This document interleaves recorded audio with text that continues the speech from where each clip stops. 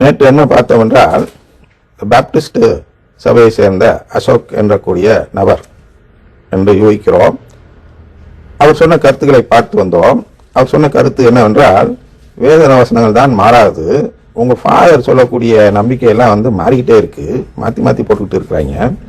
அதனால நான் அதை தானே எடுக்க முடியும். நீங்கள் எதுக்கு இது மிஸ்இன்டர்பிரட் பண்ணி மாற்றி சொல்லி ஐசிஜெசிஸ் அப்படின்னு ஒரு மேட்டர் இருக்கு, எக்ஸிஜெசிஸ் அப்படின்னு இன்னொரு மேட்டர் இருக்கு.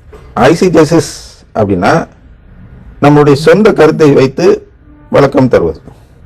எக்ஸிஜெசிஸ்னா அதில் இருக்கும் பொருளை அப்படியே எடுத்துக்கொள்வது.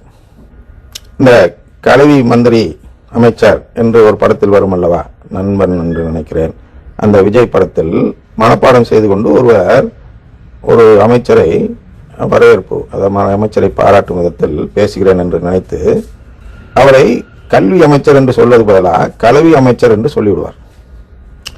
கலவினா செக்ஸ், செக்ஸ் அமைச்சர் என்று சொன்னதும் அங்கே ஒரு பிரச்சனை வரும் அல்லவா. அதுதான் எக்ஸிஜெசிஸ். எக்ஸிஜெசிஸ் அப்படின்னா அதில் இருக்கிறத அப்படியே எடுக்கிறது.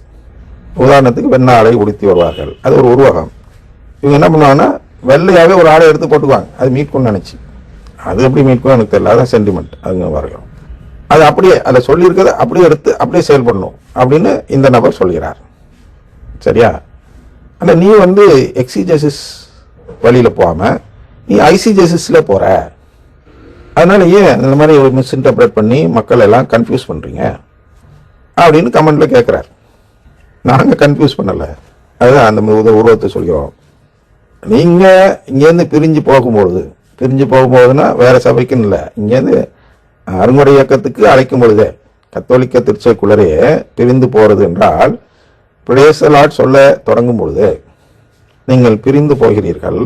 அந்த பிரிந்து போகும்பொழுது எதை அடிப்படையாக வைத்து பிரிந்து போகிறீர்கள் என்றால், எக்ஸிஜெசிஸ் அடிப்படையில் திருவுலத்தை வாசிப்பதால் பிரிந்து போகிறீர்கள்.